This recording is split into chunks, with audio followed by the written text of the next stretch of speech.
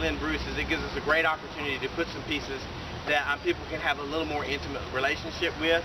And Paris is here, so if I say anything wrong, he can just correct me. But one of the things that I like about Paris's work, and it's been in a show that I curated before, and I've toured his studio in Raleigh, is the texture. You know, I always talk about there are pieces that you want to give people some visual interest, that something different as they move along, some different rhythms, but also something that make people really want to explore the piece up close, to check out the detail, how it's made, also the tactile. These pieces are outside, so you know, if birds can sit on them, my rule is you can touch them. So I don't know if Paris wants to disagree with me, but that's one of the reasons why I included this piece, is because there's a great sense of rhythm and feel here. One of the things we often do at the museum is we have programs for visually impaired visitors, and this is a piece that certainly you can understand the concept of rhythm and movement as you just move your hand down it and how the piece feels, and so it's really great for that. I like the human scale of the piece, just a little bit taller than human size, and I like the combination of materials here and how it's planked up with this plinth here. Paris also has a great artist name. The only artist name I like better is we had a lady in a show a few years ago whose name was Olive Martini. She wins the best name prize, but he's a close second. But one of the things that I like about Paris's work is it is this great limestone, carved stone, which is harkens back to the tradition of stone carving, and it has a lot of things which relate to that. These kind of undulations you can kind of see, you know, on a Michelangelo figure with the way the fabric drapes around the knee, and so he's playing with a lot of those same things that are very traditional in feel because of how they're constructed, but in this kind of very contemporary form. It almost has a feeling of there's a figure quality because of the size, but then there's also another organic quality really related to like coral or sea life, something that I find really interesting about these pieces.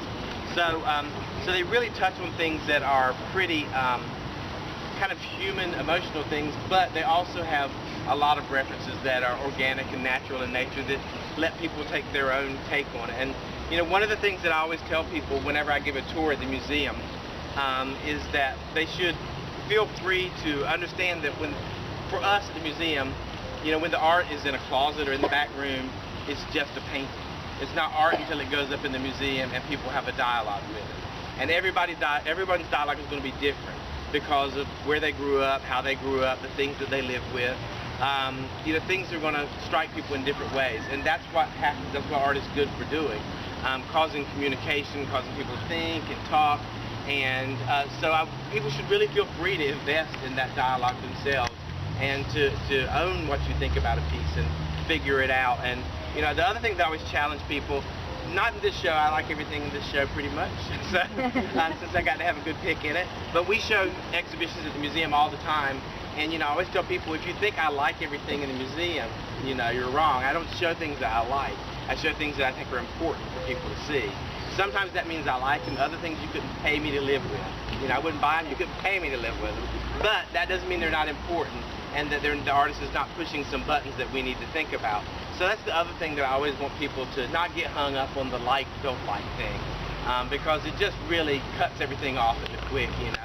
Just like if you go to a cocktail party and you walk in and you immediately decide you don't like anybody, you don't have a very good time, you're never going to talk to anybody, and you for sure won't have a very good time because you've already decided immediately you don't like them. So the idea is you have to go in and let people be who they are, you be who you are, and then somewhere in the middle you'll find a relationship. And so that's what I hope people will do this year with these pieces, is really kind of enjoy that relationship. And other times I've found people who, I always tell people you learn more from the pieces that at first you think you don't like than the pieces you immediately like. Because, and I'll tell this, I don't think we have a problem this year.